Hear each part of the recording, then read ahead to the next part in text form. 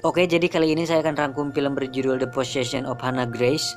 Sekilas mungkin ketika baca sinopsis atau lihat trailernya, film ini hampir mirip dengan film The Autopsy of Janda, tapi secara alur cerita dan konsepnya cukup berbeda sebenarnya.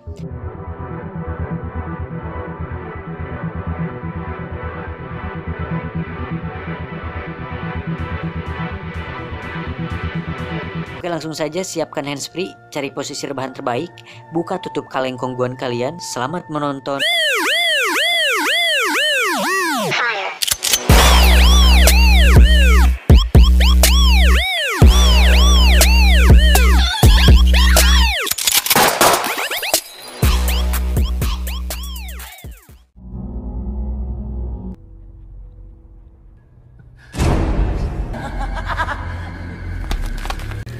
Di awal kita akan diperlihatkan adegan ritual pengusiran roh jahat atau Saiton dari tubuh seorang gadis.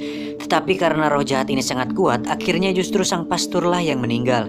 Sang ayah yang berada di sana terpaksa harus membunuh anak gadisnya tersebut dengan membekamnya dengan bantal. Akhirnya gadis tersebut menghembuskan napas terakhirnya. Dan gadis tersebut bernama Hannah Grace.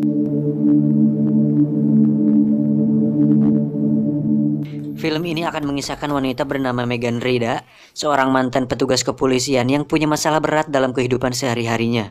Ia harus berhadapan dengan depresinya karena rekan sesama polisinya ditembak mati pada sebuah insiden. Megan yang merasa bersalah tentang hal tersebut, menjadi pribadi yang suka menyendiri dan bahkan ikut dalam sebuah sesi rehabilitasi, tapi itu semua tidak berhasil. Megan yang juga seorang pengangguran sama seperti saya, akhirnya ditawari pekerjaan oleh sahabatnya untuk menjadi seorang petugas kamar jenazah. Megan pun menerima pekerjaan tersebut karena dia sedang butuh uang untuk beli sabun, make up, softtek, tas Gucci, dan keperluan lainnya. Dr. Louis mengatakan bahwa sudah ada 3 orang dalam 1 bulan ini yang keluar dan tidak sanggup dengan pekerjaan ini. Selain karena posisi yang ditawarkan adalah untuk shift malam, profesi ini juga dituntut untuk tahan terhadap aroma tidak sedap dari mayat. Katanya, imajinasi mereka juga menggila dan sering mendengar hal-hal ganjil tengah malam karena mental mereka yang tidak kuat. Dan oleh sebab itu, banyak yang tidak tahan dengan pekerjaan ini. Secara tidak langsung, Dr. Louis mempahitkan pekerjaan ini di awal. Namun dengan percaya diri dan gede hulu, Megan mengatakan bahwa dia yakin saat seseorang mati, maka mati saja. Dr. Louis pun menjawab, "Good." Dr. Louis kemudian menjelaskan beberapa hal dan prosedur dari pekerjaannya, dimulai dari lampu lorong yang memiliki sensor, yang dimana saat seseorang melewatinya, maka lampunya akan menyala otomatis. Men's room is down there, women's room is down there. Intake bay is for drop-offs only. The premises while you're on duty. No. Kemudian saat mayat sudah tiba di pengiriman, dia harus mengambil foto mayat tersebut secara detail dan harus melakukan scan sidik jari mayat tersebut. Crime database. Green. Megan pun menyempatkan diri berolahraga agar badannya sehat dan jiwanya kuat. Dan tibalah hari pertama bekerja.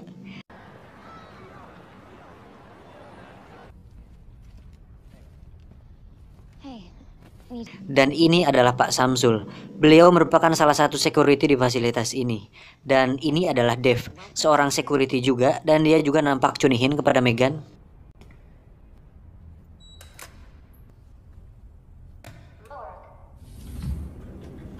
Pekerjaan pun dimulai.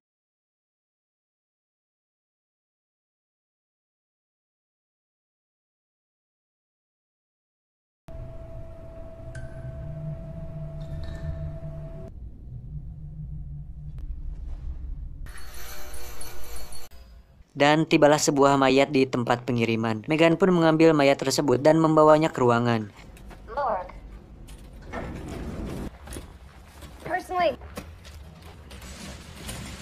Dia mulai menyaken jari mayat tersebut, kemudian dia memasukkannya ke lemari mayat. Dan tiba-tiba...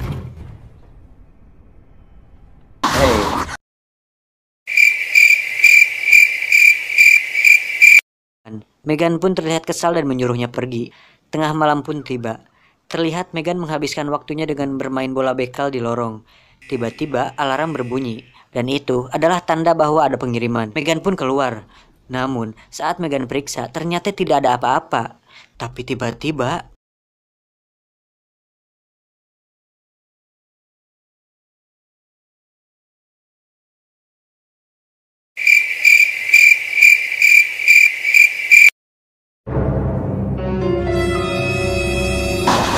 ada seorang pria paruh baya berdiri di sana. Pria tersebut memaksa Megan untuk membiarkannya masuk ke dalam, tapi Megan menolaknya. Megan pun kembali ke dalam. Dia pun menelpon security, kata security-nya hal itu sering terjadi. Di saat bersamaan, dia melihat ada pengiriman di CCTV. Megan pun ke sana dan mengambil mayatnya. Di tengah perjalanan membawa mayat, si mas pengiriman bilang jika mayat ini keadaannya sangat buruk sekali. Bahkan, saat ditemukan mayat ini sedang tergeletak di sebuah gang dan sedang dalam keadaan masih diiris oleh sang pelaku pembunuhannya. Dan mayat ini adalah Hannah Grace. Mas pengiriman pun pamit untuk pulang dan disinilah kehororan duniawi dimulai.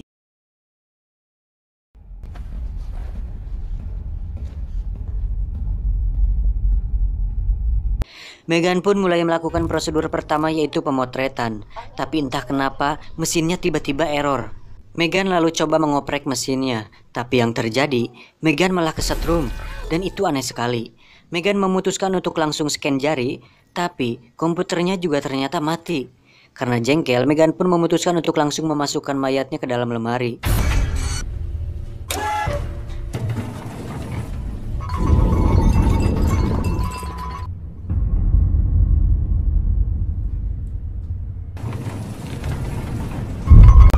Tiba-tiba, tanpa ada gempa yang melanda, gelas dan suntikan pun tiba-tiba jatuh. Saat Megan akan merapikannya, tidak sengaja pecahannya melukai tangan Megan. Dia kemudian memasukkan mayat Hannah ke dalam lemari, lalu mengobati tangannya. Tiba-tiba lagi, lemari mayat Hannah terbuka sendiri. Dari sini saya ingin menginfokan kepada kalian bahwa karena banyak sekali tiba-tibanya dalam film ini, jadi tolong siapkan mental kalian karena mungkin akan ada banyak jump scare yang tidak semua saya bisa infokan terlebih dahulu, jadi beranikanlah diri untuk kaget. Megan pun memeriksa dan memasukkan kembali mayat si Hannah, dan alhamdulillah tidak ada hal buruk yang terjadi. Karena penasaran dengan sosok Hannah Grace, Megan kemudian mencoba mencari biodata tentang beliau di data-data kepolisian yang akhirnya membuahkan hasil yang mengejutkan. Di data laporan tercatat bahwa matanya berwarna coklat, tapi saat dicek ternyata berwarna biru. Brown.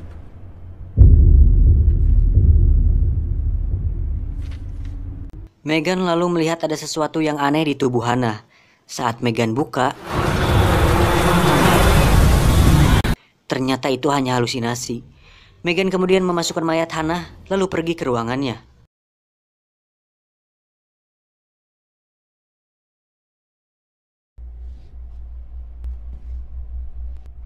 Dave?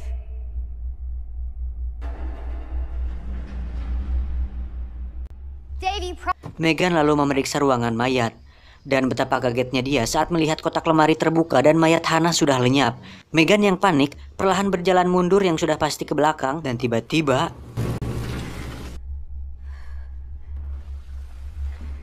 Megan pun mulai mengikutinya dan tiba-tiba pria paruh baya yang tadi langsung memojokkan Megan.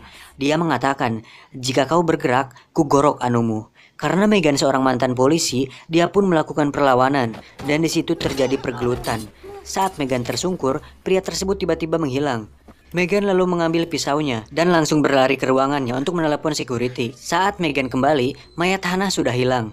Megan lalu mencarinya ke ruang kremasi dan ternyata disitulah pria tersebut bersama mayat Hannah. Singkat cerita, security datang dan menangkap pria tersebut. Sebelum dibawa, pria tersebut sempat mengatakan kepada Megan untuk menghancurkan jasad Hannah. Pria tersebut pun dibawa ke kantor polisi dan Megan kembali ke pekerjaannya. Dengan atmosfer yang berbeda dengan sebelumnya, Megan pun memasukkan mayat Hannah dengan perasaan yang ringrang. Untuk menenangkan diri, Megan diajak oleh temannya untuk makan di luar sebentar. Sementara itu, Deb berjaga untuk menggantikannya.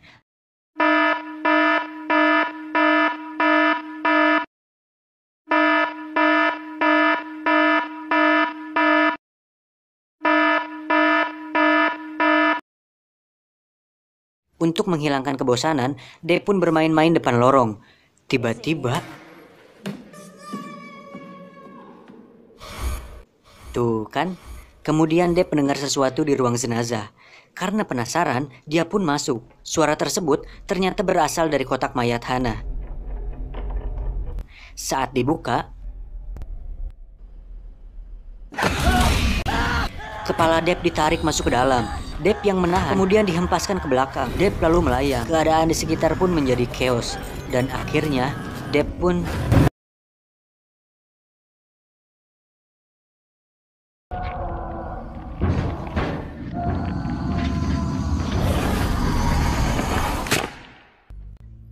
Megan yang sudah kembali dan tak tahu apa yang terjadi, melihat keadaan di sana sudah berantakan, lalu dia membereskannya.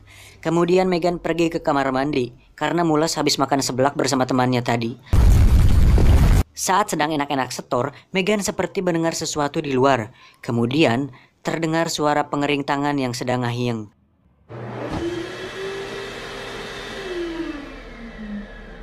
Tiba-tiba bola karet miliknya menggelinding masuk ke dalam toiletnya. Megan yang penasaran mengintip dari bawah, tapi tidak ada siapa-siapa. Kemudian, Megan yang merasa ada yang salah dengan mayat Hannah, lalu mencari informasi di Google. Dia pun menemukan fakta bahwa Hannah diklaim telah dirasuki roh jahat. Megan pun kembali memeriksa mayat Hannah. Dia menemukan hal mengejutkan, di mana bekas sayatan di pinggul Hannah ternyata sudah menghilang. Di sisi lain, Pak Samsul sedang memanggil-manggil si Deb di HT tapi tidak menjawab. Kembali ke Megan. Karena penasaran, Megan pun memeriksa rekaman CCTV untuk melihat apa yang terjadi sebenarnya. Dan terkejutnya dia saat melihat ada bayangan hitam di rekaman tersebut.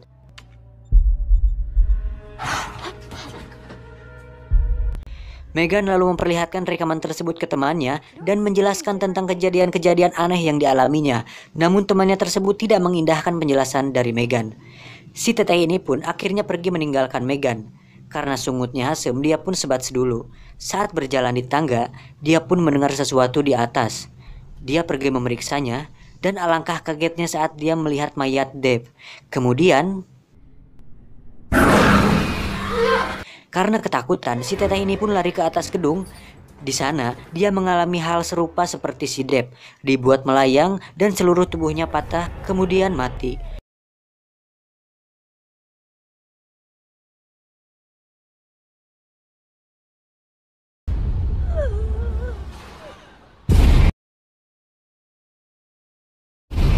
Gak kaget weh, Hannah jelek. Dan dari sini sudah bisa tertebak, orang-orang di sekitar Megan pasti dibantai habis. Seperti si mas pengiriman ini yang datang untuk mengantar mayat baru. Megan pun menjelaskan tentang luka yang menghilang di mayat Hannah. Namun si mas ini tidak percaya. Si mas pun kembali ke mobilnya. Thank you. Have a good night. Megan kemudian menelpon kekasihnya perihal apa yang sudah terjadi. Tanpa disadarinya, terlihat mayat Hannah merangkak di belakang Megan. Di sisi lain, saat si mas sedang beranjak pergi, tiba-tiba mobilnya seperti melindas sesuatu. Dia pun turun dan memeriksanya. Lampu di sekitar pun tiba-tiba mati hidup seperti habis token. Kemudian, si mas mulai menyenteri daerah sekitar dan terlihat tanah sedang merangkak. Dan akhirnya, si mas pun mati.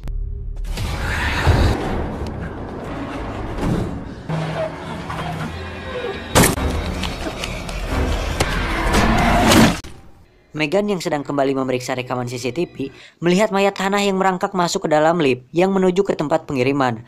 Mengetahui si mas sedang dalam bahaya, Megan pun langsung turun dan memeriksanya. Akhirnya, dia melihat si mas yang sudah dalam keadaan tak bernyawa.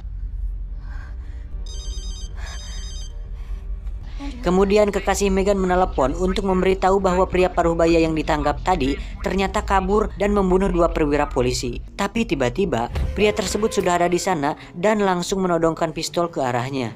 Di situ pria tersebut menjelaskan semuanya bahwa dirinya sebenarnya adalah ayah dari Hannah dan Hannah sudah dirasuki oleh roh jahat. Agar tidak memakan korban lagi, dia mengajak Megan untuk membantunya membakar mayat Hannah. Setelah apa yang sudah terjadi, Megan akhirnya percaya dengan ayahnya Hannah dan memutuskan untuk membantunya membakar mayat Hannah.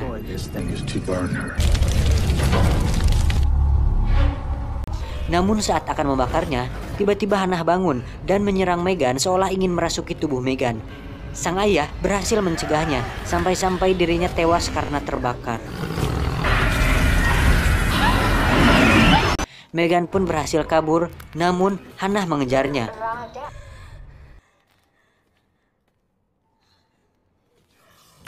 Megan pun akhirnya tertangkap juga dan langsung dibuat tak sadarkan diri oleh Hannah. Kekasih Megan yang saat itu datang ke lokasi mencari di mana keberadaan Megan.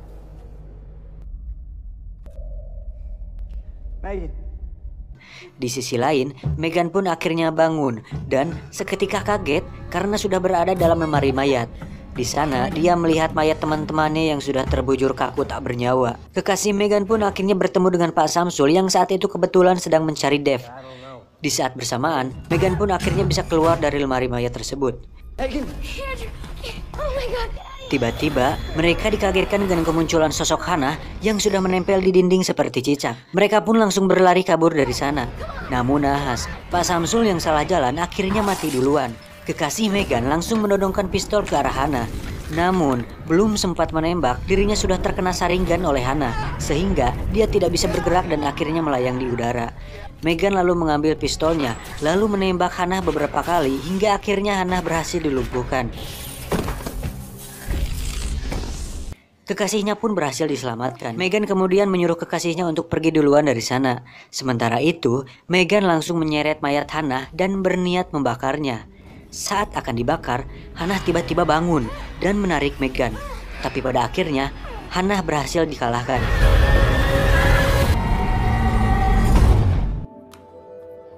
Setelah semua selesai, akhirnya Inspektur Ladosing pun datang ke lokasi dan akhirnya Megan pun selamat. Di ending, Megan terlihat berolahraga seperti biasanya. Tapi, Megan nampak berbeda dengan sebelumnya. Dia mengatakan, "Aku tahu jalan masih panjang, tapi aku merasa kuat setiap hari. Takkan ada yang bisa menghentikanku." Tamat.